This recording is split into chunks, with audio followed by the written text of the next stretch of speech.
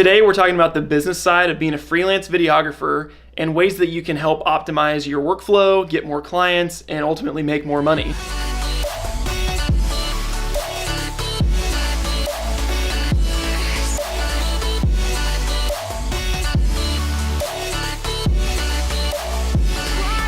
What's up guys, my name is Ryan Snaadt and welcome to today's video. In this video I'm going to be helping you guys with your freelance videography business and how to start, sell, and scale within the business.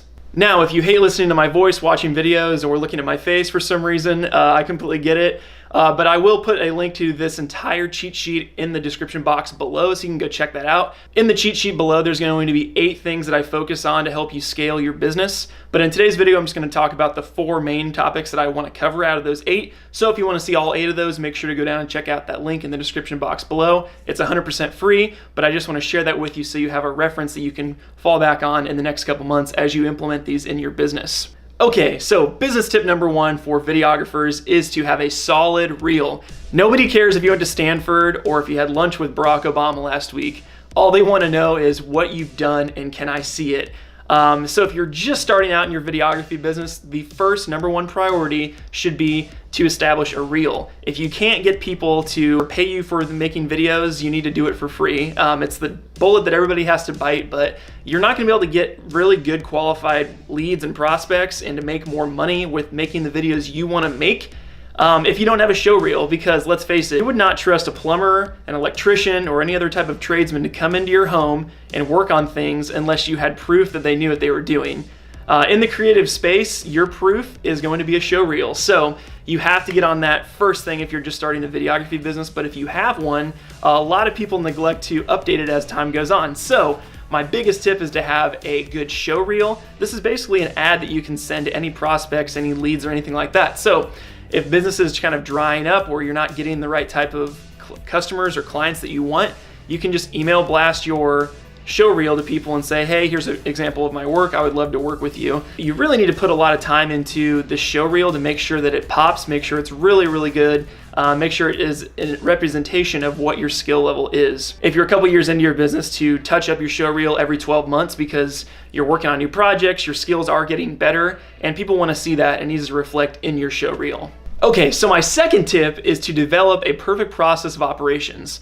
What I mean by this is to have a step-by-step process of what it's like to work with you. So basically, watered down, it is having a process with how you work through your clients from the second they reach out to you, to how you price things, to how you go out and shoot, how you edit, and when your delivery is, and what the process is like. So a great example of this is when somebody reaches out to me for like a wedding video, say, they always ask, okay, Ryan, what's the process like? What can I expect from you when it comes to like before the wedding or after the wedding, or how am I gonna get my files and that type of thing? So if you have a process, putting that on your website is super, super critical, making sure people understand what it's like to work with you.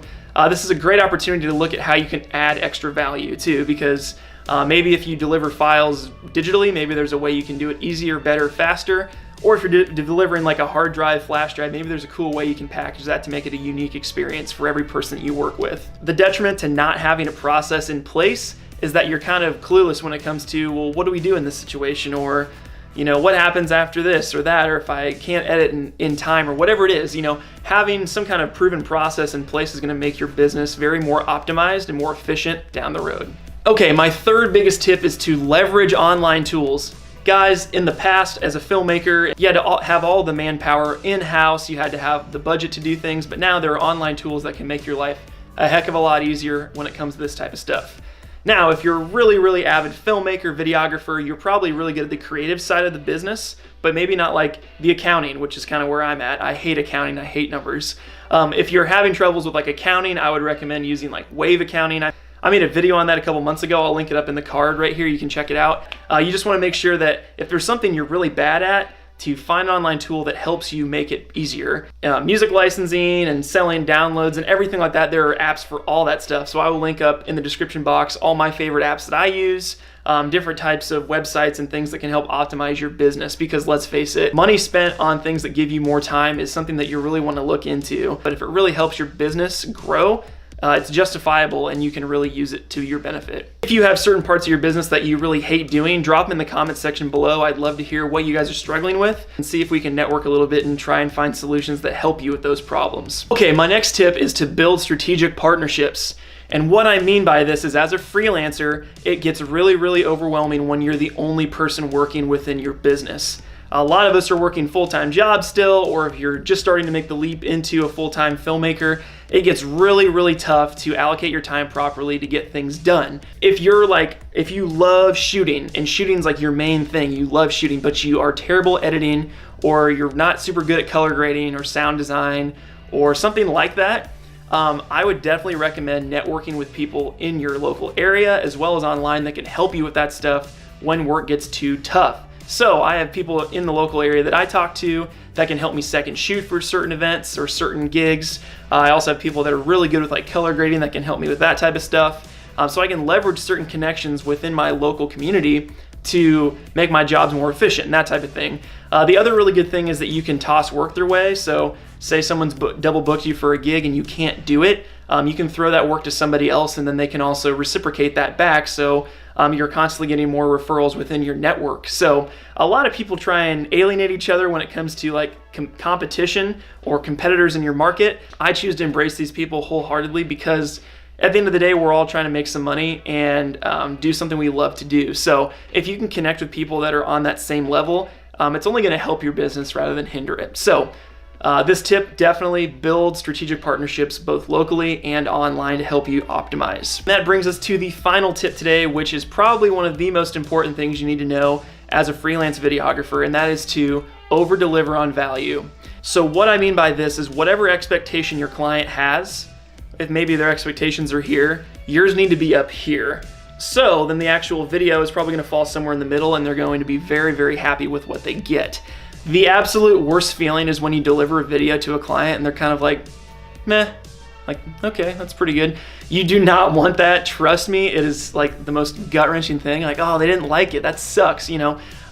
You do not want that to happen because that is not going to be a person that's going to champion your message or go out and give you referrals and that type of thing, because over-delivering on value is the easiest way to get more referral clients. If sales is something that's really tough for you to do or something you're not good at, just over-deliver on value and more referral clients will come into your network. So that is probably the number one tip. I keep saying everything's the number one. Those are my main tips that I really wanted to heart out today to make sure that you guys understand that over-delivering on value is so important, and I wish I would have started doing it earlier because it really has changed the way my business operates. Okay, those are all my tips for today's video. If you want to hear the other 4 that are in that cheat sheet, I will link that up in the description box below. You can check it out. It's 100% free. I just want to help you guys as much as possible. And if you're a freelance videographer wanting to connect with more people online about this, I have just created a brand new Facebook group. I haven't even published it yet, so I don't even know what the name will be, but it's a place that people can connect online on Facebook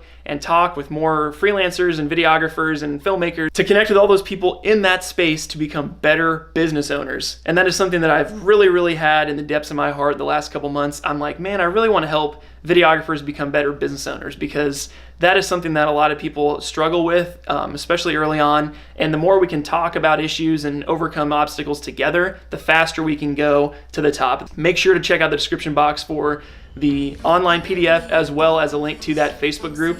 All those things are 100% free resources for you guys to be better business owners, freelancers, and all around people in your area. Okay, that about does it for me, guys. My name is Ryan Snaadt, helping you grow your brand with video.